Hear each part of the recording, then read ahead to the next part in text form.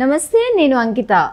తిరుమల తిరుపతి దేవస్థానం chairman పోస్ట్ని ఒక channel ఓనర్కి ఇవ్వబోతున్నారు.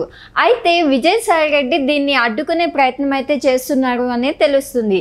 సో ఈ టాపిక్ పైన డిస్కస్ చేయడానికి నాతో పాటు సీనియర్ జర్నలిస్ట్ సిఎస్ఆర్ ఉన్నారు. ఆయనతో మాట్లాడదాం. Hi sir. హలో సార్, ఇప్పుడు తిరుమల తిరుపతి దేవస్థానం చైర్మన్ పోస్ట్ని ఒక ఛానల్ ఓనర్కి ఇవ్వబోతున్నారు అని తెలుస్తుంది. అయితే ఇది ఈ పోస్ట్ ఏదైతే ఉందో దాన్ని విజయసాయి రెడ్డి ఆయనకి ఇవ్వకుండా అడ్డుకుంటున్నారని కూడా తెలుస్తుంది. సో అసలు ఏ ఛానల్ ఓనర్కి ఇవ్వబోతున్నారు, ఈయన ఎందుకు అడ్డుకోవాలనుకుంటున్నారు? సో ఒకటేంటంటే నామినేటెడ్ పోస్టులు అనేది గవర్నమెంట్లోకి వచ్చినటువంటి ప్రభుత్వం ఇస్తుంది. ఆ ప్రభుత్వానికి కొన్ని ప్రాధాన్యతలు ఉంటాయి, కొన్ని ఈక్వేషన్స్ ఉంటాయి. వాటిని ప్రకారం వాళ్ళు పదవులు ఇస్తారు. కానీ ప్రతిపక్షంలో ఉన్నటువంటి లేదా ప్రతిపక్ష హోదా కూడా లేనటువంటి వైఎస్ఆర్ కాంగ్రెస్ పార్టీకి సంబంధించినటువంటి లీడర్లు వాటిని కూడా ప్రభుత్వం తన విచక్షణ అధికారంతో నియమించుకునేటువంటి అవకాశం లేకుండా డిస్టర్బ్ చేసేటువంటి ప్రయత్నం చేస్తున్నారు. అందులో భాగంగా విజయసాయి రెడ్డి ఒక ట్వీట్ చేశాడు. ఏం చేశాడు? ఇంకొక కమ్మ సామాజిక వర్గానికి సంబంధించిన అతను తిరుమల తిరుపతి దేవస్థానానికి రాబోతున్నాడు. ఇప్పటికే కమ్మ సామాజిక వర్గానికి సంబంధించినటువంటి ఈఓని నియమించారు, ఇంకొక కమ్మాయిని కూడా రాబోతున్నాడు అనేటువంటి ఒక సెటైరిక్గా ఆయన ఒక ట్వీట్ చేయడం జరిగింది. అంటే సామాజిక వర్గ ఈక్వేషన్ను అనే దాన్ని పెట్టుకొని ప్రభుత్వం ఏదైతే ప్రాధాన్యత క్రమంలో లేదంటే ఆ ప్రభుత్వానికి సంబంధించిన ఈక్వేషన్స్లో పదవుల్లోని ఇవ్వాలనుకుంటుందో దాన్ని ఏదో డిస్టర్బ్ చేయాలనేటువంటి ప్రయత్నం విజయసాయి రెడ్డి చేస్తున్నారు. సో వైఎస్ఆర్ కాంగ్రెస్ పార్టీ ఏ రోజు కూడా సామాజిక ఈక్వేషన్ను పాటించినటువంటి సందర్భాలు కనిపించలేదు. కేవలం నా ఎస్సీ, నా బీసీ, నా మైనారిటీ అని మాట్లాడటం తప్పితే ఏ రోజు కూడా వాళ్ళు సామాజిక వర్గ ఈక్వేషన్ని పాటించలేదు.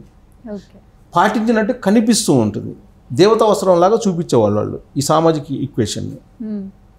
ఎలా అంటే ఎగ్జాంపుల్ ఇప్పుడున్నటువంటి పరిస్థితిని మనం ఉదహరించుకుంటే కనుక రెడ్డి సామాజిక వర్గానికి మొత్తం పదవులు వైఎస్ఆర్ కాంగ్రెస్ పార్టీలో ఉండేవి, కీలకమైనటువంటి పదవులు. అప్రాధాన్యత పోస్టులు ఏదైతే ఉన్నాయో వాటిని ఎస్సీ, ఎస్టీలు, బీసీలు, మైనార్టీలకు అప్పచెప్పేవాళ్ళు. ఒకవేళ ప్రాధాన్యత గల పోస్టులు ఇచ్చినప్పటికీ కూడా పవర్స్ లేకుండా చేసేవాళ్ళు, నిధులు లేకుండా చేసేవాళ్ళు.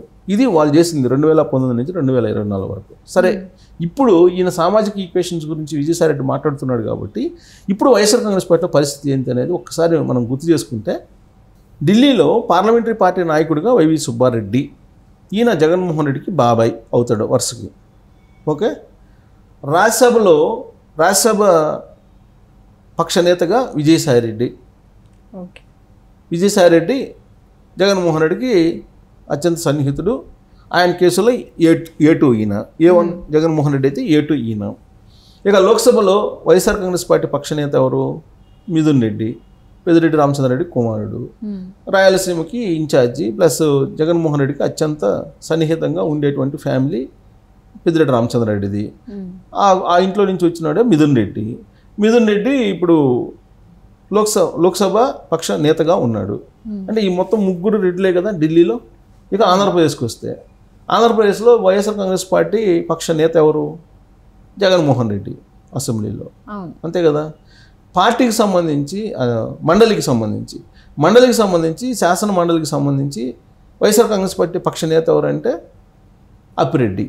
ఇప్పుడు ఓడిపోయినటువంటి వైఎస్ఆర్ కాంగ్రెస్ పార్టీకి, ప్రతిపక్ష హోదా కూడా కోల్పోయినటువంటి వైఎస్ఆర్ కాంగ్రెస్ పార్టీకి ఉన్నటువంటి కీలకమైనటువంటి పదవులు ఇవే, రాజ్యాంగబద్ధమైనటువంటి పదవులు. ఈ రాజ్యాంగబద్ధమైనటువంటి పదవుల్లో రెడ్డి సామాజిక వర్గం కాకుండా ఎవరికైనా ఇచ్చారా? మొత్తం రెడ్డి సామాజిక వర్గం, పైగా జగన్మోహన్ రెడ్డి ఇంట్లో మనుషులకే ఇచ్చుకున్నారు కదా. మరి నువ్వు సామాజిక వర్గం గురించి ట్వీట్లు చేసేటప్పుడు ఈ సోయి ఉండాలి కదా విజయసాయి రెడ్డికి. ఒక ఏళ్ళు అటు చూపిస్తే 4 ఏళ్ళు ఇటు చూపిస్తాయి కదా. మరి విజయసాయి రెడ్డికి ఈ సంగతి తెలీదా? విజయసాయి రెడ్డి ట్వీట్ చేస్తూ ఇంకొక కమ్మ నాయకుడు వస్తున్నాడు తిరుమల తిరుపతి దేవస్థానానికి అని చెప్పి అన్నాడు. దానికి ఉద్దేశం ఏంటంటే, ఆల్రెడీ అడిషనల్ ఈఓగా తిరుమల తిరుపతి దేవస్థానం ఈఓగా వెంకయ్య చౌదరి అనే అతన్ని అపాయింట్ చేశారు. ఆయన నిజాయితీపరుడు అయినటువంటి అధికారి, చిన్న వివాదం కూడా లేనటువంటి నిజాయితీతో కూడుకున్నటువంటి అధికారి అతను సామాజిక వర్గ యాంగిల్లో ఆ కోణంలో ఆలోచించడు ఆయన ఎప్పుడు కూడా. ఆయన గురించి తెలిసిన వాళ్ళు ఎవరైనా చెప్తారు వెంకయ్య చౌదరి గురించి. అందుకే ఆ తిరుమల తిరుపతి దేవస్థానం ప్రక్షాళన చేయాలనే ఉద్దేశంతో ఈవోగా శ్యామలరావుని వేసి ఈయన్ని అడిషనల్ ఈవోగా వెంకయ్య చౌదరిని అపాయింట్ చేశారు. అక్కడ ఉండేటువంటి దాష్టికాలు చాలా ఉన్నాయి తిరుమల తిరుపతి దేవస్థానంలో వైఎస్ఆర్ కాంగ్రెస్ పార్టీ ఉన్నప్పుడు చేసినవి. వాటన్నిటి మీద విచారణతో పాటు అక్కడ ప్రక్షాళన చేయాల్సిన అవసరం ఉంది కాబట్టి వేశారు. అయితే ఇప్పుడు ఆయన వేశారు కాబట్టి మళ్ళీ తిరుమల తిరుపతి దేవస్థానం చైర్మన్ ఎవరు అవుతారు అనే దాని మీద గత కొన్ని రోజుల నుంచి చర్చ జరుగుతుంది. ఆ చైర్మన్ పదవిని కూడా కమ్మ సామాజిక వర్గానికి సంబంధించినటువంటి వాళ్ళకి ఇస్తున్నారు అనేటువంటి ఉద్దేశంతో విజయసాయిరెడ్డి ఇంకొక కమ్మ నాయకుడు వస్తున్నాడు అనేటువంటి ఒక ట్వీట్ చేశాడు ఆయన. ఇంతకీ అసలు తిరుమల తిరుపతి దేవస్థానం చైర్మన్ ఎవరు కాబోతున్నారు అని అంటే చాలా కాలం నుంచి రకరకాల పేర్లు వినిపిస్తూ వచ్చాయి. లాస్ట్కి ఫిల్టర్ చేసి ఒక ఛానల్ అధిపతికి దాన్ని ఇవ్వడానికి చంద్రబాబు నాయుడు డిసైడ్ చేశారు. డిసైడ్ చేసిన తర్వాత రేపో మాపో జీవో రాబోతుంది, జీవో వస్తుంది, జీవో రాబోతుంది. ఆ విషయం మరి ఎలా చేరిందో విజయసాయిరెడ్డికి చేరింది. అందుకే ముందే దీన్ని ప్రతిబంధకంగా దీన్ని ఏదో డిస్టర్బ్ చేయాలనే ఉద్దేశంతో ఆయన ట్వీట్ చేశారు. ట్వీట్ చేయడానికి కారణం ఏంటంటే చంద్రబాబు నాయుడు ఇప్పుడు కూడా సామాజిక ఈక్వేషన్స్కి ప్రాధాన్యత ఇస్తూ ఉంటారు.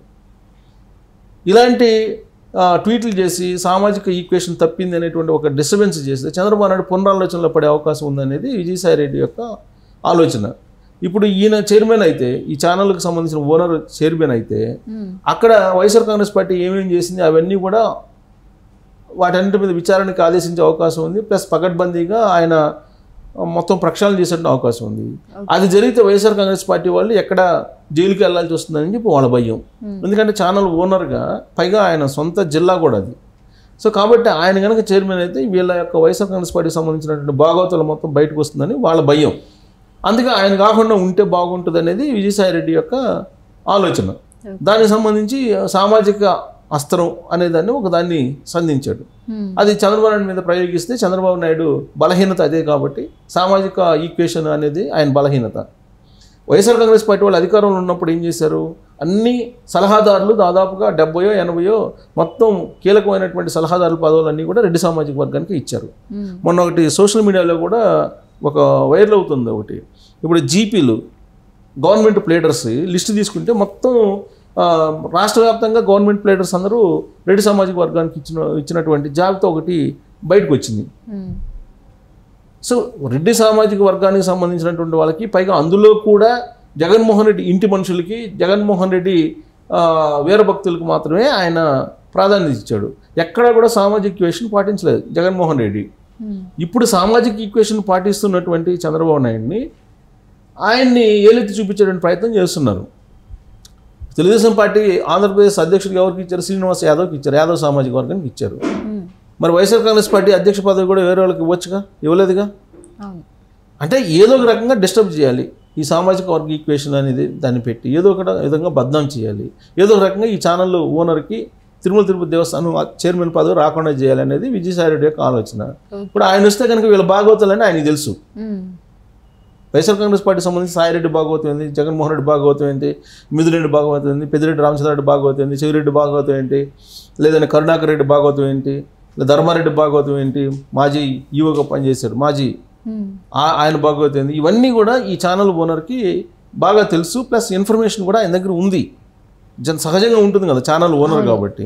సో కాబట్టి ఇవన్నీగా బయటకు వస్తాయేమో అనేటువంటి ఒక ఆందోళనతోటి సాయిరెడ్డి ఈ ట్వీట్ చేసేసి ఏదో ఆపాలి అనేటువంటి ప్రయత్నం చేస్తున్నారు. కానీ ఆయన ప్రయత్నం ఫలించే అవకాశం లేదు. రేపో మాపో ఆ ఛానల్ ఓనర్కి తెలుగుదేశం పార్టీ నుంచి ఆర్డర్స్ రాబోతున్నాయి. తెలుగుదేశం పార్టీ ప్రభుత్వం నుంచి ఆయన తిరుమల తిరుపతి దేవస్థానం చైర్మన్ కూడా కాబోతున్నారనేది పార్టీలో అంతర్గతంగా చాలా బలంగా వినిపిస్తుంది. అదే నిజం కాబోతుందని కూడా మనం అంచనాకు రావచ్చు.